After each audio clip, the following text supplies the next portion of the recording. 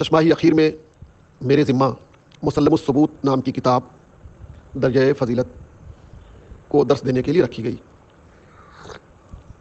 مسلم الثبوت بڑی معرکۃ الآراء کتاب ہے، اور یوں سمجھیے واقعی مصنف اس کے جامع علوم و فنون حقیقت میں، رسمی نہیں، وہ حقیقت میں جامع علوم و فنون ہے۔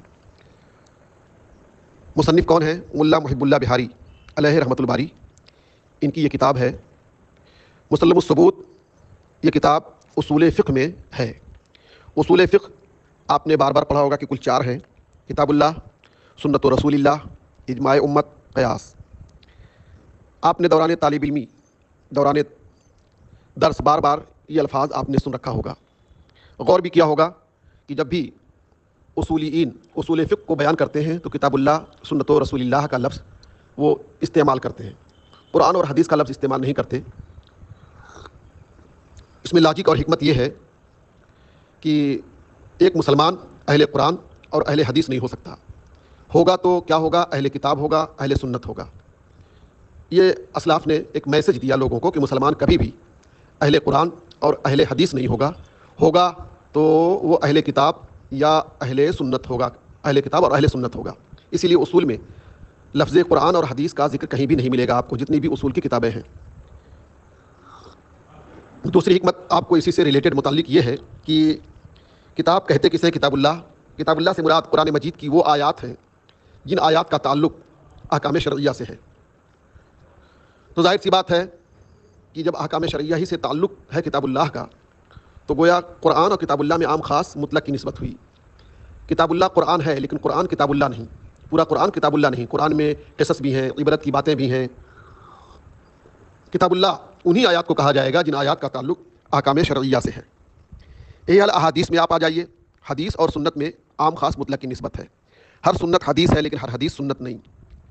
سنت کہتے ہیں الطریقۃ المسلوکۃ فی الدین کو، یعنی پیغمبر صلی اللہ علیہ وسلم کی جانب سے جو طریقے امت کو چلنے کے لیے، عمل کرنے کے لیے عطا کیے گئے۔ رسول اللہ صلی اللہ علیہ وسلم کے وہ عادات، وہ اقوال، وہ تقاریر، وہ افعال جس پر امت مسلمہ کو پیغمبر صلی اللہ علیہ وسلم کی جانب سے چلنے کی اجازت ہے، عمل کرنے کی اجازت ہے، وہی سنت کہلائیں گے۔ اس لیے 9 ازواج سے شادی کرنا رسول اللہ صلی اللہ علیہ وسلم کا فعل ہے، لیکن امت کو اس پر عمل کی اجازت نہیں، اس لیے یہ حدیث ہے لیکن سنت نہیں ہے۔ تو کتاب اللہ، سنت رسول اللہ، اجماع امت اور قیاس، یہ اصول فقہ ہے۔ انشاءاللہ ملا محب اللہ بہاری بھی انہی اصول کی روشنی میں آپ سے مخاطب ہوں گے جگہ جگہ۔ تو آج آپ کی کتاب شروع ہونی ہے، تو سب سے پہلے آپ شروع کرنے سے پہلے درود شریف پڑھ لیجیے۔ اللہم صلی علی سیدنا مولانا محمد معدن الجود والکرم وعلی آلہ الکرام بارک وسلم، صلاۃ و سلام علیک یا رسول اللہ۔ مولا کریم کی بارگاہ میں یہ بھی دعا کر لیجیے، مولا کریم جس طریقے سے ہم شروع کرنے جا رہے ہیں اسی طریقے سے ہمیں اسی شان کے ساتھ تکمیل دروس کا جذبہ اور تکمیل دروس کی توفیقات خیر عطا فرما۔ آیت کریمہ ہے یرفع اللہ الذین آمنوا منکم والذین اوتوا العلم درجات۔ اللہ کریم اہل علم کو درجوں بلندیاں عطا فرماتا ہے۔ خوش نصیب ہیں آپ حضرات کہ اللہ کریم نے آپ کو دینی تعلیم حاصل کرنے میں مصروف کر رکھا ہے، یہ آپ کے لیے بڑی سعادت اور خوش نصیبی کی بات ہے۔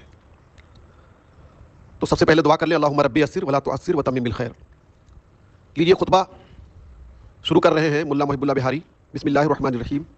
الحمد للہ الذی نزل الآیات وارسل البینات فطلع الدین وتبع الیقین۔ حمد ہے پروردگار کے لیے جس نے آیات کو نازل فرمایا، انہیں آیات قرآنیہ، اور بینات بھیجا۔ یہ بینات کیا ہیں؟ پیغمبران اعظام اور ان کے معجزات۔ فطلع الدین، تو اللہ تعالیٰ نے دین کو واضح فرما دیا، نمایاں کر دیا، اور یقین کو لوگوں کے دلوں میں جما دیا، چھاپ دیا۔ تبع چھاپ دیا، تبع چھاپ دیا، جما دیا۔ اب فوراً دعائیہ جملہ مخاطب ہو جا رہے ہیں پروردگار کی بارگاہ کی طرف۔ ربنا لک الحقیقہ حقا، مولا کریم حقیقت تو ہی ہے، تیری ہی حقیقت ہے واقعی میں، باقی دنیا میں جو بھی چیزیں ہیں تیرے علاوہ جو بھی ہیں سب مجاز ہیں، حقیقت نہیں ہے۔ وَلَكَ الْأَمْرُ تحقیقہ، اور تیرے لیے سارے معاملات تیرے ہی حوالے ہیں، تیرے سپرد ہیں۔ وَكُلٌّ مُجَازٌ، باقی سب اجازت یافتہ ہوں گے، یعنی آرڈر تو تیرا آرڈر کائنات میں چلتا ہے، تیرا ہی آرڈر چلے گا، تیرا ہی آرڈر چلتا ہے. باقی لوگ اگر آرڈر کرتے ہیں وہ تیری طرف سے مجاز ہیں, یعنی اجازت یافتہ ہیں, چاہے وہ پیغمبران نظام ہو, خود سید الانبیاء سرکار دو عالم صلی اللہ علیہ وسلم بھی ہیں, وہ کچھ بھی کرتے ہیں بغیر پروردگار کی اجازت کے کچھ نہیں کرتے, تو وہ کل مجاز. آگے فرماتے ہیں عینۃ المبادی, اے پروردگار مبادی اور اسباب ان سب کی لگام تیرے قبضۂ قدرت میں ہے, تو ہی جب چاہتا ہے کھینچ لیتا ہے, جب چاہتا ہے چھوڑ دیتا ہے معاملات کو. وہ نواصل مقاصد, مقاصد کی پیشانیاں تیرے حوالے ہیں, تیری بارگاہ میں ہے. یعنی ہم نے اسباب بھی لے لیا, مبادی بھی لے لیا اور اسباب بھی لے لیا, ضروری نہیں ہے کہ ہم مقصد کو پا ہی جائیں. جب تک تیری مرضی نہیں ہوگی ہم مقصد نہیں پا سکتے. سفر آپ شروع کرتے ہیں, آپ نے مبادی بھی اختیار کر لیا, یعنی شروعات سفر کر لیا آپ نے, پھر سبب سفر بھی آپ نے اپنے کنٹرول میں کر لیا, لیکن آپ گارنٹی نہیں لے سکتے کہ منزل تک آپ پہنچیں گے, مقصد اور ہدف آپ پائیں گے, کوئی گارنٹی نہیں لے سکتا. تو وہی نواصل مقاصد مفوضۃ الیک فانت المستعان, مولا کریم تیری ہی ہم مدد چاہتے ہیں ہر معاملے میں. وعلیک التکلان, اور تجھی پر بھروسہ ہے. یہ خطبے کے حمد کے جملے ہوئے, اور التفات عن الغیبت الی الخطاب بھی ہوا, پھر التفات عن الخطاب الی الغیبت بھی ہوا, دونوں صنعتیں انہوں نے استعمال کی. آگے خطبے کا لفظ ہے روایت کے مطابق حمد کے بعد پیغمبر صلی اللہ علیہ وسلم کی بارگاہ میں صلاۃ و سلام کے نذرانے, جو ہمارے اہل سنت والجماعت کا محبوب شغل ہے, محبوب شعار بن چکا ہے. اب درود و سلام نازل ہمارے آقا کریم صلی اللہ علیہ وسلم محمد صلی اللہ علیہ وسلم پر, جو حکمتوں کو پائے تکمیل تک پہنچانے والے ہیں. بالطریق الامم, امم نہیں غلط لکھا ہوا ہے, امم, بالطریق الامم, اعتدالی راستے سے. ساری حکمتوں کو سرکار دو عالم صلی اللہ علیہ وسلم نے اپنایا, دعوت کے فیلڈ میں اور عبادت کے میدان میں, سب جگہ اعتدال. ظاہر سی بات ہے افراط و تفریط کا جو شکار ہوتا ہے وہ ڈسٹرب ہوتا ہے. اعتدال بہت ضروری ہے. عبادات میں بھی اتنی بھی عبادت نہ کریں کہ آپ تھک جائیں, دوسرے دن عبادت ہی نہ کر سکیں آپ. یہ سب حکمت ہے, عبادت میں حکمت اپنانا, سب میں حکمت اپنائی جائے اعتدال کے راستے, اور بالطریق الامم. اور محمد صلی اللہ علیہ وسلم جنہیں بھیجا گیا ان پر درود و سلام نازل ہو, جنہیں بھیجا گیا جامع کلمات کا تحفہ دے کر. جامع کلمات آپ دیکھ لیجیے, الحمدللہ رب العالمین وہ لے کر آئے ہمارے پاس, کتنا جامع ہے. حمد کی کے لیے ایسا جامع لفظ آپ نہیں تیار کر سکتا کوئی. الی فہم الامم, یہ بھیجے گئے جامع کلمات کا تحفہ دے کر. کہاں بھیجے گئے؟ امت کے اصحاب فہم کی طرف, امتوں قوموں کے اصحاب فہم کی طرف. الی فہم الامم, فہم بولا گیا مراد صاحب فہم ہے. کبھی کبھی ایسا بول دیا جاتا ہے جیسے زید عدل بول دیا جاتا ہے, مراد کیا ہے؟ عادل. ایسے ہی فہم بولا گیا مراد فہیم ہے, یعنی اصحاب فہم, ارباب فہم.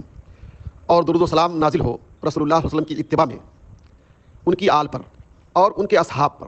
اصحاب ہی, اصحاب یہ جمع قلت ہے, صاحب کی جمع اصحاب یہ جمع قلت ہے, جس کا اطلاق 10 یا 10 سے کم پر ہی ہوگا. تو اس کا یہ مطلب نکلا کہ درود و سلام کی رحمت کی جو دعا کر رہے ہیں وہ 10 سے کم ہی صحابہ پر نہیں. بات تو یہی ثابت ہو رہی ہے, لیکن چونکہ جمع کی جب اضافت اس میں جنس کی طرف کر دی جائے, چاہے اس میں جنس کے جیسے کی طرف کر دی جائے, ضمائر غائبہ یعنی ضمیر غائب سب اس میں جنس کے درجے میں ہوتی ہیں. تو اصحابی میں دیکھ لیجیے آپ, اضافت ہوئی ضمیر کی طرف, ضمیر غائب کی طرف, لہٰذا یہ جمع کا صیغہ اب جنس کے درجے میں اتر آیا. اور جنس کے بارے میں بہت مشہور بات ہے کہ قلیل اور کثیر سب پر وہ اس کا اطلاق ہوتا ہے, لہٰذا یہ الجھن ختم ہو گئی. اصحاب الذین هم مدلۃ العقول, وہ صحابہ کرام جو عقلوں کے رہنما ثابت ہوئے ہمارے لیے. تو ایک جواب اس کا یہ بھی دیا جا سکتا ہے, چلیے جمع قلت ہے اس کو حقیقت ہی پہ رکھا جائے, لیکن حقیقت پر آپ رکھ بھی نہیں پائیں گے نا, اس لیے کہ اضافت ہو چکی ہے. تو قلیل صحابہ ہی مراد ہیں, تو مراد ہو جائیں گے مجتہدین صحابہ. مجتہدین صحابہ کی تعداد بہت کم تھی, وہی باقی لوگوں کے عقلوں کی رہنمائی کرتے نظر آئے ہیں احکام شرعیہ میں. عدلۃ العقول, خاص طور سے وہ 4 جو صحابہ میں اصل کا درجہ رکھتے ہیں, مطلب کہ وہ صحابہ میں مین ہیں, اصل ہیں. کون ہیں وہ؟ خلفائے راشدین. اتفاق سے 4 خلفاء مجتہدین صحابہ میں سر فہرست ہیں. بس انشاءاللہ کل سے سبق رواں دواں ہوگا.